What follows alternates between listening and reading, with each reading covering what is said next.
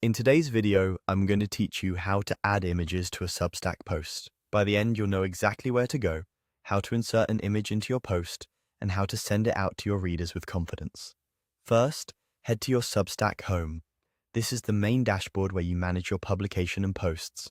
Make sure you're looking at the publication you want to edit, and confirm you're on the home or publish area where your writing tools live. Think of this as your control center. Drafts, posts, and settings all branch out from here. Next, click on Article to open the editor. You can start a fresh post or continue working on an existing draft. Either way, the process for adding images is the same.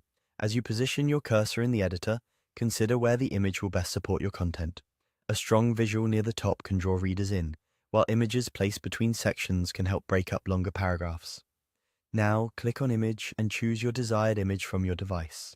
Substack supports common formats like JPG and PNG. Pick a clear, high-quality image that reinforces your message.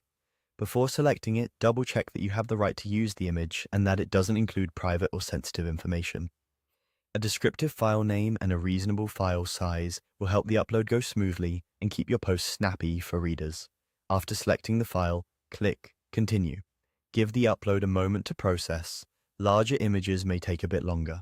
Once it appears in your editor, make sure it's placed where you intended. If needed, adjust nearby text so the image feels naturally integrated into your narrative. Keep an eye on readability. Leave a little white space around the image and avoid stacking too many visuals back to back. When you're happy with how everything looks, click on Send to Everyone Now. This will publish the post and deliver it to your subscribers right away. Because this action is immediate, it's a good idea to glance over your title, the image placement, and any captions or surrounding text before you send. A quick final read can catch typos or spacing issues that might distract from your message. That's it. You've gone from your Substack home to inserting an image and sending your post to your audience.